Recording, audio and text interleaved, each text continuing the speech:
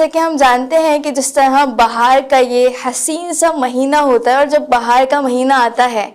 تو ہر طرف رونق ہی رونق ہوتی ہے، ہر چیز نکھر کر سامنے آ جاتی ہے۔ خیر میں یہ کہوں گی کہ جس طرح جب بہار کا موسم ہوتا ہے تو یہ ظاہری اعتبار سے بہار ہوتی ہے، اور ماہ رمضان المبارک ہماری معنوی طریقے سے ہمارے لیے بہار کا ذریعہ بنتی ہے، ہماری معنوی حیات کا ذریعہ ہے۔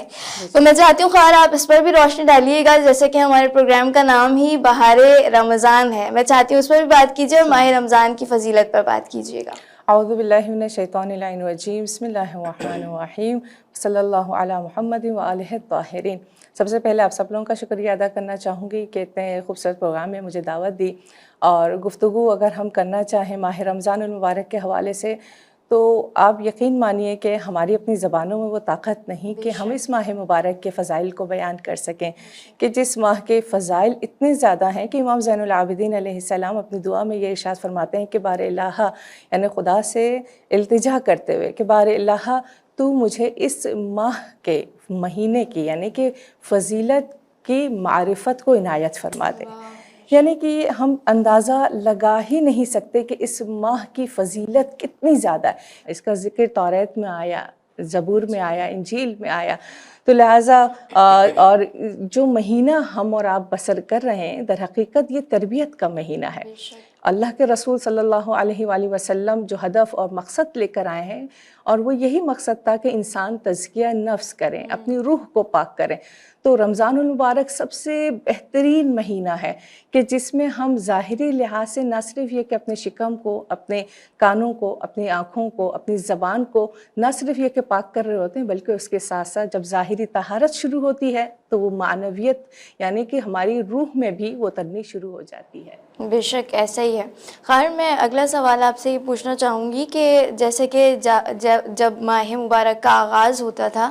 تو ائمہ کی روش کیا ہوتی تھی، اہل بیت کی روش کیا ہوتی تھی، کیسے گزارتے تھے یہ مہینہ؟ ماہ مبارک رمضان کی شروعات جس طرح ہم جانتے ہیں کہ تمام کے تمام انبیاء اولیاء الہی کے انداز بدل جایا کرتے تھے۔ اللہ کے رسول صلی اللہ علیہ وآلہ وسلم کے متعلق ارشاد فرماتے ہیں کہ جیسے ہی یہ مہینہ جب داخل ہوتا تھا اللہ کے رسول کے چہرے کی رنگت تبدیل ہو جایا کرتی تھی، یعنی کہ مہینے کی عظمت اتنی زیادہ بھاری ہوا کرتی تھی کہ اللہ کے رسول کی تمام تر توجہ جو ہے وہ عبادت کی طرف ہو جایا کرتی تھی، بلکہ روایات میں ملتا ہے کہ وہ اپنی عبادتوں کو بڑھا دیا کرتے تھے، اپنی نمازوں میں کثرت سے ذکر الہی کو انجام دیا کرتے تھے، اور ان کی راتیں جو ہیں وہ شبیداری کی حالت میں گزرا کرتی تھیں۔ اور اسی طرح ہم اس ماہ مبارک کے متعلق جو دوسرے ائمہ اطہار علیہ السلام ہیں ان سے بھی ہمیں ملتا ہے کہ وہ بھی اپنی حیات، اپنی زندگی کو زیادہ تر وقف کر دیا کرتے تھے عبادتوں کے لیے۔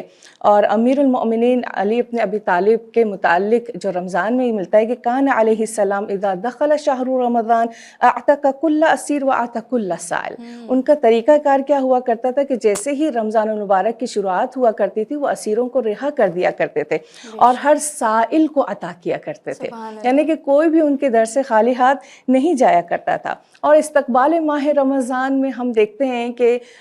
جس طرح ائمہ اطہار علیہ السلام کی دعائیں ہیں، اور خصوصاً امام زین العابدین علیہ السلام کی دعا نمبر جو صحیفہ سجادیہ میں موجود ہے 44 اور 45 نمبر کی دعائیں، ان کی جو ہے امام زین العابدین علیہ السلام تعلیم فرمایا کرتے تھے۔ اور رسول خدا صلی اللہ علیہ وآلہ وسلم جو ہیں جیسے ہی رمضان المبارک کے چاند جب نظر آیا کرتا تھا تو ایک دعا انہوں نے جو ہے تعلیم کی ہے کہ اللہم انہ قد دخل شہر رمضان، یعنی کہ بار الہ اے معبود کے یقیناً ماہ رمضان داخل ہو گیا۔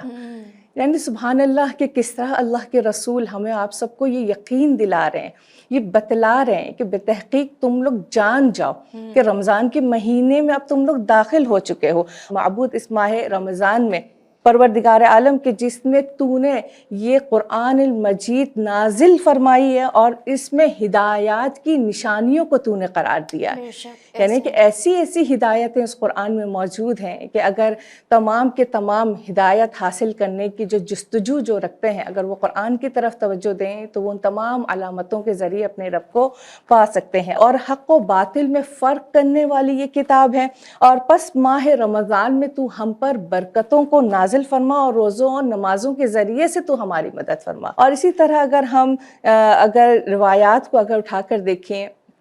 اور جس طرح ہمیں ذکر ملتا ہے کہ روزے کی اتنی اہمیت ائمہ اطہار کیوں دیتے ہیں. جس طرح ایک امانت ہے آپ کے ہاتھوں میں تھما دی جائے تو امانتوں کے متعلق کیا کہا جاتا ہے کہ اس میں خیانت نہیں کرنا. یعنی کہ رسول خدا صلی اللہ علیہ وآلہ وسلم جو ہیں لوگوں کو تاکید کرتے ہوئے ماہ مبارک رمضان کے متعلق ارشاد فرماتے ہیں کہ در حقیقت یہ امانت الہی ہے کہ جو ہم نے تمہارے سپرد کیا ہے.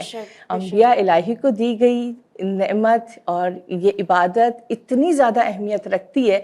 کہ خود اللہ کے رسول جو ہیں بطور امانت روزوں کو ہمارے حوالے کر رہے ہیں اور امانتوں میں خیانت کی اجازت ہرگز نہیں. اور پھر اللہ کے رسول نے سورہ النساء کی آیت نمبر 58 کی تلاوت کرتے ہوئے ارشاد فرمایا کہ ان اللہ یأمرکم ان تؤدوا الامانات الی اہلھا. اب جب امانات لی جائے گی تو کس کو لوٹائی جائے گی؟ اس کے اہل کی جانب. اور اہل کون ہے؟ وہ پروردگار عالم. یعنی کہ ہماری تمام تر توجہ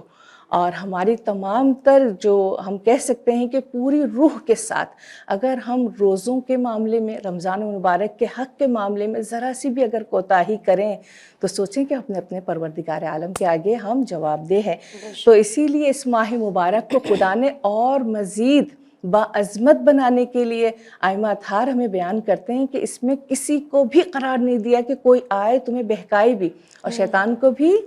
زنجیروں میں قید کر دیا. یعنی کہ جس طرح خداوند متعال ایک جانب شیطان کو قید کرنے کے بعد ملائکہ مقربین کا نزول فرما رہے ہیں ماہ مبارک رمضان میں، اس سے بڑی عظمت اور کیا ہو سکتی ہے. یعنی کہ تمام کا تمام جہاں ملائکہ سے پر ہو چکا ہے اور رحمتوں کے دروازے پروردگار عالم کھول رہا ہے اور اس قدر پکار کر کہہ رہا ہے کہ آؤ کون ہے تم میں سے کہ جو اس ضیافت الہی میں آ کر شامل ہونا چاہتا ہے، کون ہے کہ جو اس سفرہ الہی سے جو ہے وہ استفادہ حاصل کرنا چاہتا ہے. اللہ کے رسول صلی اللہ علیہ وآلہ وسلم یہی کہ جو شیطان کو زنجیر میں قید کرنے کے متعلق ارشاد فرماتے ہیں کہ ماہ رمضان کے آمد کے ساتھ ہی دوزخ کے دروازوں کو تم پر بند کر دیا جاتا ہے اور جنت کے دروازوں کو کھول دیا جاتا ہے اور شیطانوں کو زنجیروں میں جکڑ لیا جاتا ہے. تو لہٰذا ہم اندازہ لگا سکتے ہیں کہ اس ماہ مبارک کے رمضان کی عظمت کتنی زیادہ بلند ہے. ایسے ہی ہے.